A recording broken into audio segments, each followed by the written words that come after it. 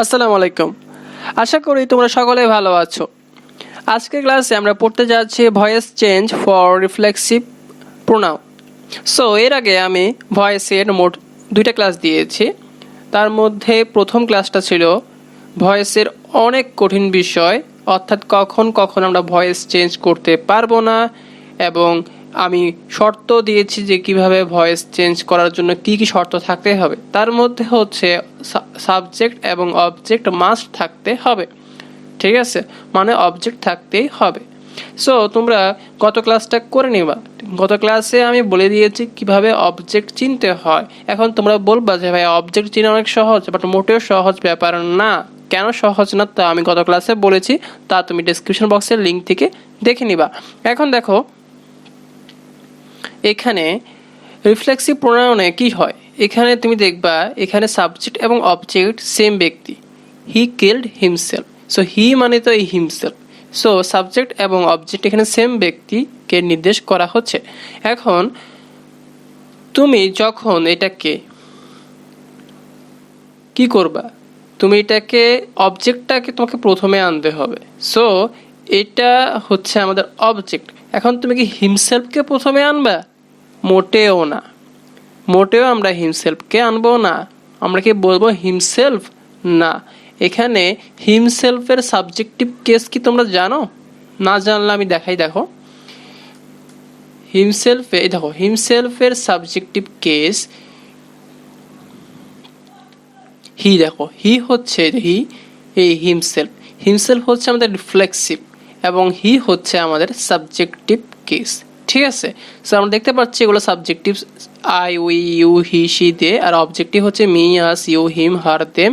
আর reflexive দেখতেই পাচ্ছ myself, ourself, yourself, himself, herself, themselves. So বুঝতেই পারতেছো। So himself হচ্ছে আমাদের কি রিফ্লেক্সিভ। আমাদেরকে যেহেতু হিমসেলফকে সাবজেক্টের স্থানে আনবো, সেহেতু আমাদেরকে হি লিখতে হবে। সো আমরা বুঝতে পারলাম যে কীভাবে করবো। সো হিমসেলফ কি আসবে, হিমসেলফের সাবজেক্টিভ কেসটা প্রথমে আসবে, সো হবে হি। সো আমরা হিমসেলফটাকে প্রথমে আনলাম, আমরা হিমসেলফের সাবজেক্টিভ কেস লিখলাম হি, ঠিক আছে, হি লিখলাম। এখন বলো ভাইয়া ইজ হবে নাকি ওয়াজ হবে? কোন টেন্স দেখো তো? পাস্ট টেন্স, সো হবে ওয়াজ। এখন বলতে পারো ভাই ওয়ার কেন হয় না? কারণ এটা থার্ড পারসন সিঙ্গুলার নাম্বার। আর ভার্ব 3 হবে কিল্ড। বাই তো দিতেই হবে কারণ ভয়েস চেঞ্জ করতেছো। আর হি এর রিফ্লেক্সিভ লিখতে হবে। কেন রিফ্লেক্সিভ লিখতে হবে? কারণ হি এবং হিমসেলফ যেহেতু একই ব্যক্তি, এই জন্য আমরা এখানে অবজেক্টিভ কেস হিম লিখতে পারবো না, লিখতে হবে হিমসেলফ, ঠিক আছে। এখানে লিখতে হবে হিমসেলফ। সেটা বুঝতে পারলাম। আবার দেখো হি কিলস হিমসেলফ। এখন এখানে সব কিছুই সেম, পার্থক্য কি? টেন্সের পার্থক্য। সেখানে কি হবে, ইজ না ওয়াজ? এখানে অবশ্যই ইজ হবে কারণ প্রেজেন্ট টেন্স, ঠিক আছে, প্রেজেন্ট টেন্স। তারপরটা he could not kill herself. তুমি খেয়াল করো এখানে একটু ডিফারেন্স আছে। এখানে কিন্তু মডাল আছে, কুড আছে, কুড, ঠিক আছে। সো আমরা এখন এটাকে কীভাবে করব? যদি মডাল থাকে তাহলে একটু সহজ। কীভাবে করব? আমরা হার সেলফ,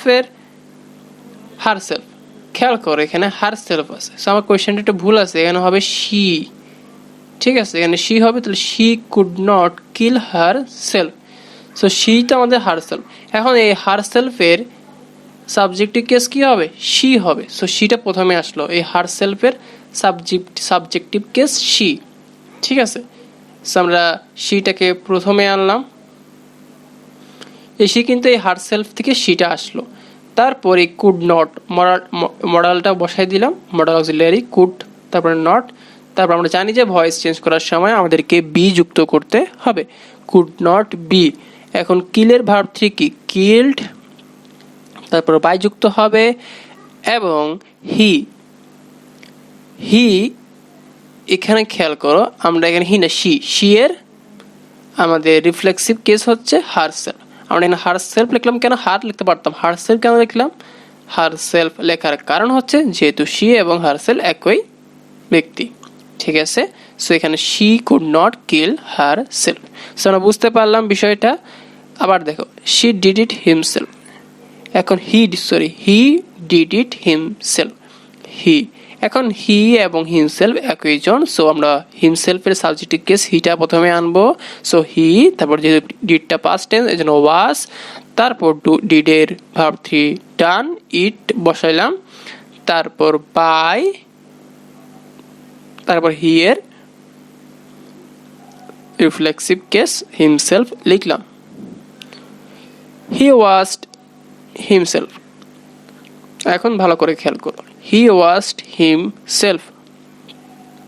হিমসেলফের সাবজেক্টিভ কেস লিখতে হবে হি, সো হিটা প্রথমে আসবে, আসলো, তারপর কোন টেন্স, পাস্ট টেন্স এই জন্য ওয়াজ, তারপর ওয়াশড এর ভার্ব থ্রি ওয়াশডে, তারপর বাই, আর হি এর রিফ্লেক্সিভ কেস লিখতে হবে যেহেতু হি এবং অর্থাৎ সাবজেক্ট এবং অবজেক্ট যেহেতু সেম মানুষ, সেজন্যই আমরা এখানে রিফ্লেক্সিভ কেস ইউজ করব অবজেক্টের ক্ষেত্রে, কিন্তু এটা অবজেক্টে আমরা রিফ্লেক্সিভ কেস ইউজ করব। আমরা বুঝতে পারলাম বিষয়টা। সো এখন দেখো আমরা বুঝতে পারলাম, বাট এটা কথা আছে, আমি বলেছিলাম যে দেখো অবজেক্ট পাওয়া না গেলে কখনো প্যাসিভ করা যাবে না। এখন দেখো আই এম অনেস্ট, এখানে আই এম অনেস্ট, আই এবং অনেস্ট কিন্তু মানে এখানে আই কিন্তু এই অনেস্টকে মেনশন করতেছে। সো এখানে কিন্তু অনেস্টটা কি আমাদের কি হবে, অবজেক্ট নাকি কমপ্লিমেন্ট? অনেস্টটা অনেকে বলবা অবজেক্ট, পার্টিটা কমপ্লিমেন্ট। আমি গত ক্লাসে এটা নিয়ে বলেছি, আমি কেন টেনে বলতেছি, কেন বলতেছি তা বলতেছি দেখো। সো আমাদের এই অনেস্ট হচ্ছে আমাদের কমপ্লিমেন্ট, অবজেক্ট না। আবার দেখো হি ইজ এ টিচার, এখানে টিচার কাকে নিয়ে বলতেছে, হিটাকে, এই টিচার তো তাই না, এই জন্য হি সমান সমান টিচার, তাই এটা কমপ্লিমেন্ট, টিচারটা আমাদের কমপ্লিমেন্ট। বাট খেয়াল করো হি কিল্ড হিমসেলফ, এখানে তোমরা বলবা কি, বলবা যে হি সমান সমান হিমসেলফ, সো হিমসেলফ এখানে কমপ্লিমেন্ট হবে না ভাইয়া, কমপ্লিমেন্ট হবে না, ঠিক আছে, এটা এখানে অবজেক্টে হবে। কমপ্লিমেন্ট মানে কি, কমপ্লিমেন্ট মানে হচ্ছে যখন দেখবা সাবজেক্ট সম্বন্ধে কিছু বলবে, তার গুণ বলতে পারে বা সে তার পরিচয় বলতে পারে, টিচার নাকি স্টুডেন্ট এরকম কিছু, ঠিক আছে, বাট এটা মোটেও কি হিমসেলফ মোটেও কমপ্লিমেন্ট না, এটা অবজেক্ট। আমি বলেছিলাম যদি কমপ্লিমেন্ট থাকে তাহলে এদের কি হবে না, ভয়েস চেঞ্জ হবে না। সো এদের কোনো ভয়েস চেঞ্জ কখনোই হবে না, ঠিক আছে। I am honest, he is a teacher, এদের ভয়েস চেঞ্জ কখনোই হবে না। সো কি বুঝলাম, হিমসেলফ কমপ্লিমেন্ট না, ঠিক আছে, হিমসেলফ আমাদের অবজেক্ট, ঠিক আছে। তুমি এখানে হি সমান সমান হিমসেলফ বলতেছো, বাট এটা অন্য ক্ষেত্রে, ঠিক আছে, কমপ্লিমেন্ট হবে না।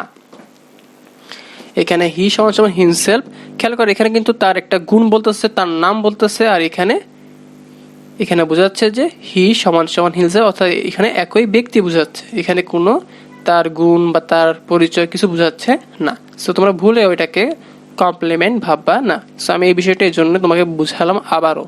সো তোমাদের উচিত যারা প্রথম ক্লাসটা করো নাই তারা অবশ্যই ক্লাসটা ডেসক্রিপশন বক্সের লিঙ্ক থেকে করে নিবা।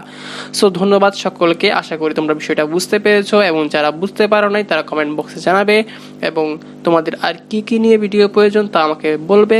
এবং মনে করবে না যে ভয়েসের ক্লাস শেষ হয়ে গিয়েছে, ভয়েসের আরও ক্লাস দিব কালকে বা তারপরে, ঠিক আছে। সো তোমরা যারা সাবস্ক্রাইব করোনি সাবস্ক্রাইব করে দাও, না হলে কোনো ভিডিও নোটিফিকেশন তোমরা পাবা না। সো ভিডিওতে লাইক দিতে ভুলবে না। ধন্যবাদ সকলকে, আল্লাহ হাফেজ।